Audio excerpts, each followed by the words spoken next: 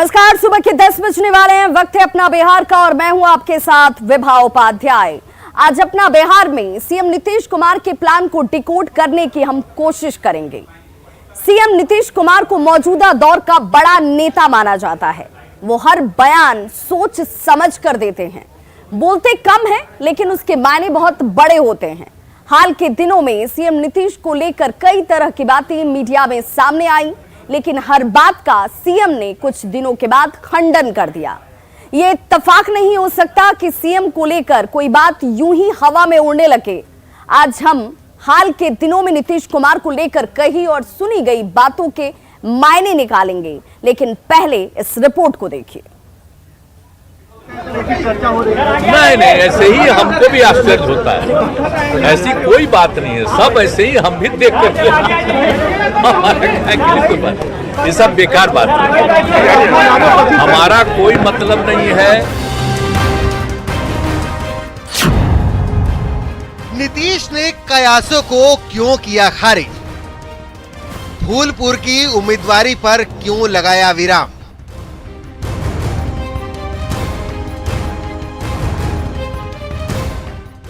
अभी चंद दिनों पहले की ही तो बात है। जेडीयू के राष्ट्रीय अध्यक्ष ललन सिंह ने कार्यकर्ताओं का हवाला देते हुए दावा किया था कि फूलपुर ही नहीं, यूपी के कई जगहों से नीतीश कुमार को लोकसभा चुनाव लड़ने का ऑफर है। कयासबाजी पर बयानबाजी चल ही रही थी। महागठबंधन के नेता बड़ी बड़ी बातें कर रहे थे तो बीजेपी नेता जमानत जब्त करा देने का दावा। नीतीश समर्थक फूलपुर के फायदे गिनाने में लगे थे तो विरोधी कटाक्ष करने में। इसलिए देखिए, बिहार छोड़ करके कहाँ जा रही हूँ? अरे फूलपुर लड़ेंगे, मतलब मान लिया ना कि बिहार से बाहर। नीतीश कुमार ने लोकसभा चुनाव में फूलपुर से चुनाव लड़ने के कयासों को खारिज तो कर दिया, लेकिन सवाल है कि क्या बिना आग के धुआं निकलता है? न्यूज़ 18 के लिए पटना से आनंद अमृतराज और मोतिहारी से मुकेश सिन्हा की रिपोर्ट। तो ये कोई पहली बार नहीं है जब नीतीश कुमार खुद के ऊपर उठ रहे अटकलों को विराम देते नजर आए। इससे पहले उन्होंने उपराष्ट्रपति बनने की इच्छा नहीं है, ये ऐसी बातों को खारिज कर दिया था, जबकि बीजेपी ने उन पर उपराष्ट्रपति बनने की इच्छा जाहिर करने की बात कही थी। वहीं सीएम नीतीश कुमार कई बार प्रधानमंत्री बनने की इच्छा को खारिज कर चुके हैं। वे कहते हैं कि उन्हें सिर्फ और सिर्फ अगर किसी बात से मतलब है तो विपक्ष को एकजुट करने से। वहीं कल नीतीश कुमार ने फूलपुर से चुनाव लड़ने की बात को खारिज कर दिया, जबकि उनकी पार्टी के राष्ट्रीय अध्यक्ष हैं ललन सिंह, उन्होंने चुनाव लड़ने की तरफ इशारा किया था।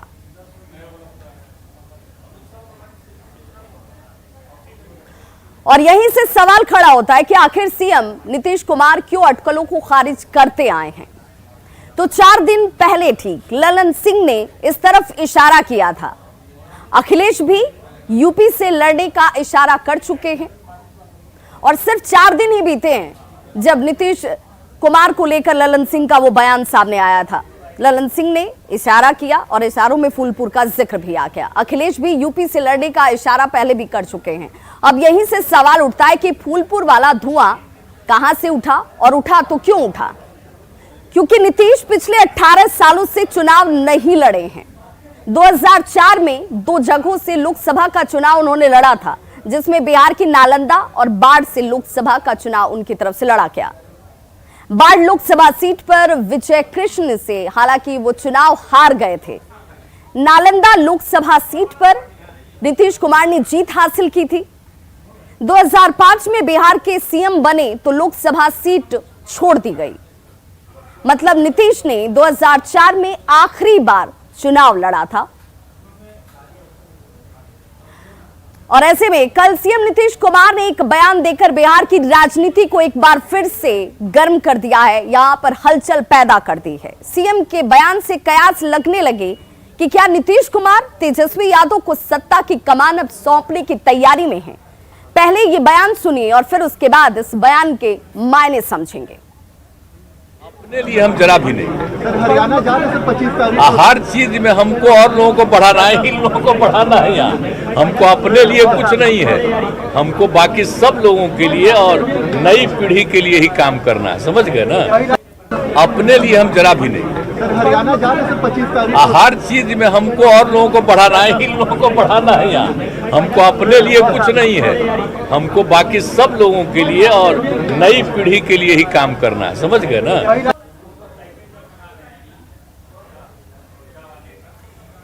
तो नीतीश के इन इशारों को समझने की जरूरत है, और क्यों समझने की जरूरत है ये भी आप जरा जानिए।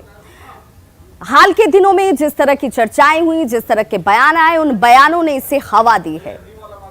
इशारे को समझना इसलिए जरूरी है कि इशारे का मतलब तेजस्वी को कमान सौंपना चाहते हैं नीतीश कुमार, इस तौर पर भी देखा और समझा जा रहा है। राजनीति में बेवजह कुछ नहीं होता है, और हर बयान के, हर इशारे के अपने मायने और मतलब होते हैं। और जब बात बिहार की सियासत की होती है तो इसकी गर्माहट और तपिश दूर तक महसूस की जाती है, और इसीलिए कहा जा रहा है कि जो इशारा नीतीश कुमार की तरफ से किया गया, उस इशारे के मान और मतलब हैं। तस्वीरें भी आपके टीवी स्क्रीन पर हैं, और नई सरकार में नीतीश के बॉडी लैंग्वेज में एक बड़ा बदलाव हुआ। नीतीश केंद्र की राजनीति में जाना चाहते हैं। नीतीश कुमार विपक्ष को एकजुट करने की मुहिम पर हैं। तेजस्वी को कमान सौंप विपक्ष की राजनीति करेंगे नीतीश कुमार। ये बार बार उनकी तरफ से कहा जाता रहा है कि मैं विपक्ष को एकजुट करने, गोलबंद करने की मुहिम पर हूं। 2020 का साल था जब नीतीश कुमार ने सार्वजनिक मंच से ये कह दिया था कि ये उनका आखिरी चुनाव है, और इसीलिए बार बार ये कहा जा रहा है कि अब बिहार की सियासत बहुत हुई, बिहार की राजनीति बहुत हुई, अब बिहार की कमान क्या नीतीश कुमार तेजस्वी को सौंपकर केंद्र की तरफ आगे बढ़ रहे हैं, और इसीलिए विपक्षी एकता और विपक्षी गोलबंदी का नेतृत्व उनकी तरफ से किया जा रहा है। नीतीश कुमार के युवाओं को आगे बढ़ाने की बात पर विपक्ष ने सवाल खड़ा कर दिया है। विपक्ष ने कहा कि नीतीश कुमार को युवा के रूप में सिर्फ और सिर्फ तेजस्वी यादव ही क्यों नजर आते हैं। ये परिवारवाद और भ्रष्टाचार को बढ़ावा देने वाली बात है। वहीं जेडीयू ने नीतीश के इस बयान का समर्थन किया, जबकि आरजेडी और कांग्रेस ने युवाओं को मौका देने पर बिहार से एक नई सियासत के आगाज की बात इसे कही है। मुख्यमंत्री श्री नीतीश कुमार जी, आपने जो कहा है कि युवाओं को बढ़ाऊंगा, आदरणीय तेजस्वी यादव जी के तरफ इशारा करके, तो क्या जनता दल यूनाइटेड में कोई इस तरह का युवा नहीं है? आप कुर्सी कुमार हैं, कुर्सी के लिए आप कुछ भी करेंगे। आप परिवारवाद को बढ़ावा दे रहे हैं। नीतीश कुमार जी तेजस्वी यादव की तरफ इशारा करके कहते हैं कि अब इन लोगों को आगे बढ़ाना है। मैं ये पूछना चाहता हूं कि इन लोगों से मतलब क्या है? क्या अपने बड़े भाई के दोनों पुत्रों को आगे बढ़ाना चाहते हैं, या बिहार के युवाओं की बात कर रहे हैं? हालांकि बिहार के युवाओं की बात आपसे सुनना और ये समझना कि आप उनकी भलाई के लिए बात कर रहे हैं, मुझे तो लगता है कि ये बिल्कुल किसी को भी नहीं पचेगा। आदरणीय मुख्यमंत्री नीतीश कुमार जी ने नौजवानों को आगे बढ़ाने की बात कही है। आज देखिए, हमारी पार्टी के प्रदेश अध्यक्ष आदरणीय उमेश सिंह कुशवाहा नौजवान हैं, नौजवान पीढ़ी का मार्गदर्शन कर रहे हैं, नेतृत्व कर रहे हैं। साथ ही साथ प्रदेश में उप मुख्यमंत्री के तौर पर तेजस्वी यादव जी हैं। ये भारतीय जनता पार्टी क्यों बेचैन है? कुमार जी ने स्पष्ट कर दिया है कि उनको प्रधानमंत्री पद की कोई लालसा नहीं है। वो सभी विपक्षी पार्टियों को देश हित में, देश बचाने के लिए, संविधान और लोकतंत्र बचाने के लिए एकजुट करने में लगे हैं। लेकिन जब समय आएगा और जनता की मांग होगी तो फिर ये फैसला आदरणीय नीतीश कुमार जी लेंगे। ये माननीय मुख्यमंत्री जी ने कल जो बात कही वो बिहार की राजनीति में एक बहुत बड़ी शुरुआत की बात है। माननीय मुख्यमंत्री जी जब ये कह रहे हैं कि मैं अब चाहता हूं कि बिहार की राजनीति में युवा आगे बढ़ें, ये तो बहुत अच्छी बात है। सरकार अनुभव और युवा जोश दोनों के साथ चलेगी, तभी जाकर के बिहार में वो विकास संभव हो पाएगा।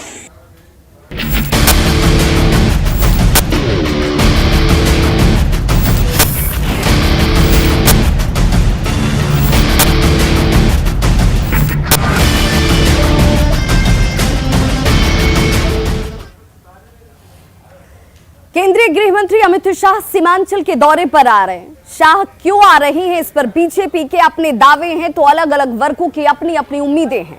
लेकिन शाह के दौरे से विरोधियों में खलबली जरूर मची हुई है। महागठबंधन ने शाह के दौरे के बाद महारैली करने का ऐलान कर दिया है, तो महागठबंधन के नेता शाह के लिए तीखे शब्दों का प्रयोग कर रहे हैं।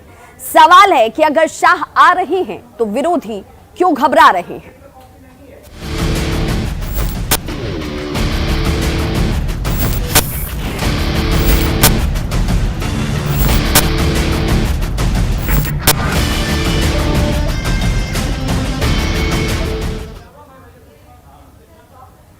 सीमांचल केंद्रीय गृह मंत्री अमित शाह के स्वागत की तैयारी कर रहा है। पूर्णिया के इंदिरा गांधी स्टेडियम को सजाया संवारा जा रहा है। बीजेपी के दिग्गज एक एक तैयारी पर अपनी नजर बनाकर रखे हुए। बीजेपी नेताओं को इस बात की उम्मीद है कि शाह आएंगे तो सीमांचल में बीजेपी और ज्यादा ताकतवर होगी। जेडीयू, आरजेडी और कांग्रेस से सीमांचल की सीटें छीनने में बीजेपी कामयाब होगी और सीमांचल में बीजेपी का रुतबा बढ़ेगा। इससे भी आगे बीजेपी के नेताओं को इस बात की उम्मीद है कि सीमांचल में अवैध बांग्लादेशी घुसपैठ पर लगाम लगेगी, गौवंश की तस्करी पर शिकंजा कसेगा, साथ ही क्षेत्र में तेजी से बिगड़ती जनसंख्या अनुपात पर बात बनेगी।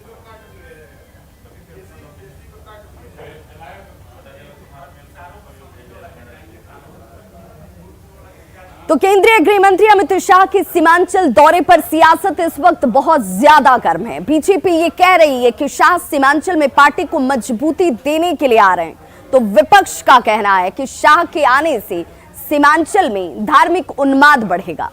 लेकिन सीमांचल अनेक समस्याओं का इस वक्त सामना भी कर रहा है। यहाँ के लोग इन समस्याओं से जूझ रहे हैं, जो देश की सुरक्षा के लिहाज से भी बेहद अहम और खास हो जाता है। सवाल उठता है कि क्या अमित शाह सीमांचल की इन समस्याओं को दूर करेंगे? क्या शाह सीमांचल के समीकरणों को साधेंगे?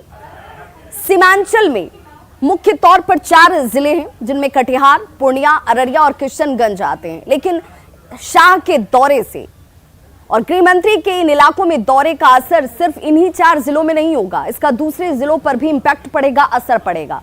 अब इन जिलों के बारे में भी जरा जान लीजिए। बांका, भागलपुर, सहरसा, सुपौल, मधेपुरा, झंझारपुर, मधुबनी, दरभंगा, खगड़िया और मुंगेर, ये वो आसपास के जिले हैं जिन पर इसका असर साफ तौर पर नजर आएगा। क्षेत्र में 14 सीटों में से 11 सीटें बीजेपी जीतती है। इससे पहले के जो हालात हैं, किशनगंज में बीजेपी कमजोर है और यही वजह है कि इन जिलों में बीजेपी अपने आप को और ज्यादा मजबूती देना चाहती है और शाह के दौरे से बीजेपी इस बात की उम्मीद लगा कर बैठी है। केंद्रीय गृह मंत्री अमित शाह के 23 सितंबर को पूर्णिया दौरे को लेकर सरगर्मी तेज हो गई है। सभा स्थल पर तैयारियों को अंतिम रूप दिया जा रहा है और इसे लेकर पार्टी कार्यकर्ता कड़ी मेहनत करते नजर आ रहे हैं। ज्यादा जानकारी दे रहे हैं हमारे सहयोगी कुमार प्रवीण। गृह मंत्री अमित शाह 23 सितंबर को पूर्णिया आ रहे हैं और पूर्णिया में वो जन भावना सभा को संबोधित करेंगे।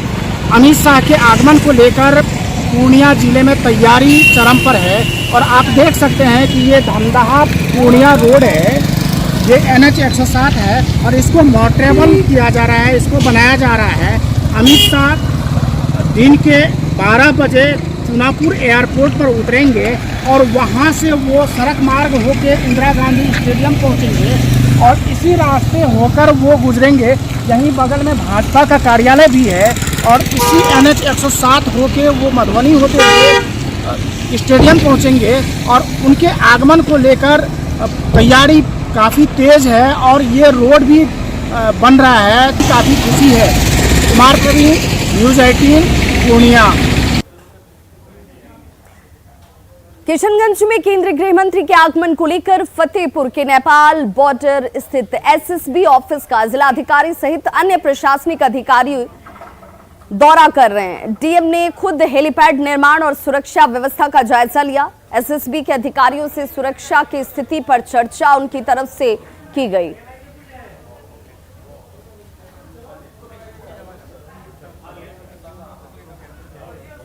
तो हेलीपैड निर्माण का निरीक्षण देखिए यहां पर किया जा रहा है, क्योंकि जब केंद्रीय गृह मंत्री सीमांचल के दौरे पर होंगे तो यहां पर उनकी उपस्थिति होगी और इसे लेकर डीएम की तरफ से तमाम व्यवस्थाओं और सुरक्षा के लेकर भी कई तरह की जांच पड़ताल यहां पर की गई।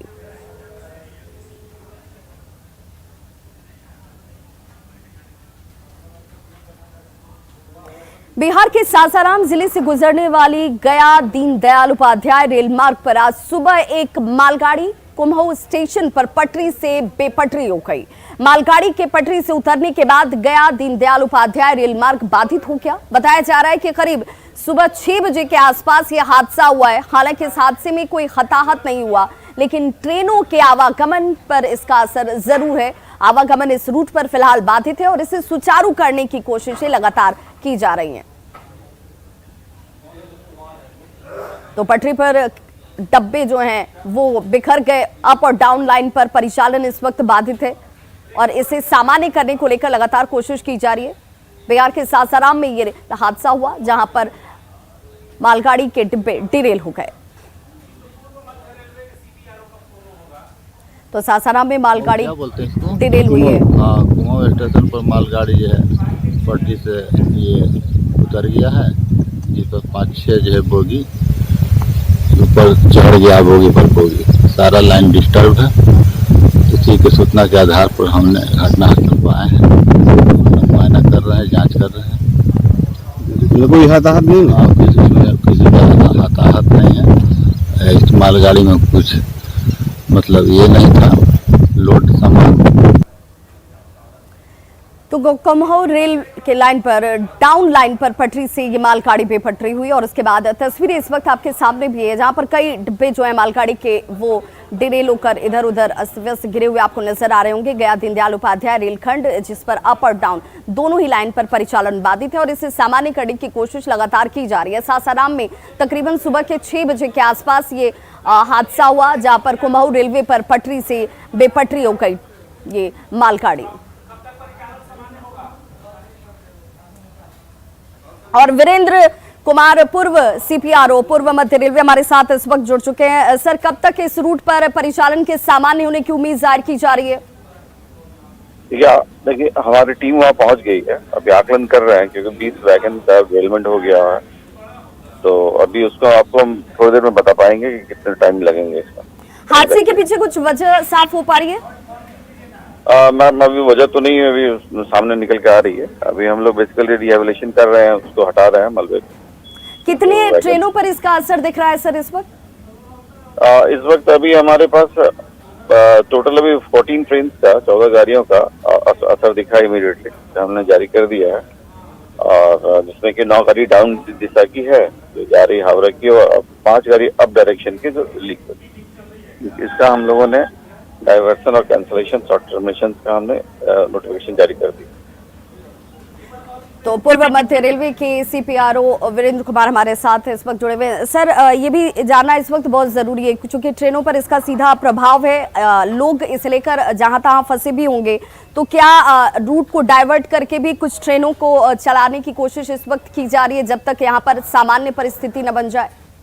जरूर हम लोग कोशिश कर रहे हैं डाइवर्ट करके लोगों को चलाने का, और जो फंसे हुए यात्री उनके लिए हम लोग कुछ अब हेल्पलाइन भी जारी कर रहे हैं, क्योंकि हमने अल्टरनेट व्यवस्था करेंगे तो उनकी जानकारी उनको दी जाएगी। बहुत बहुत शुक्रिया सर हमारे साथ जुड़ने के लिए। तो वीरेंद्र कुमार सीपीआरओ पूर्व मध्य रेलवे हमारे साथ जुड़े हुए थे, जिनका कहना था कि कुछ वक्त बाद यहाँ पर स्थिति को सामान्य कर लिया जाएगा, इसे लेकर के लगातार किए जा रहे हैं। वजह इस हादसे के पीछे की क्या रही ये जांच के बाद ही स्पष्ट हो पाएगा। कुल 14 ट्रेनों पर इसका सीधा और व्यापक असर नजर आता है। खबरों का सिलसिला लगातार जारी है, आप देखते रहिए न्यूज़ 18 बिहार झारखंड, यहाँ खबरों का सिलसिला कभी नहीं थमता।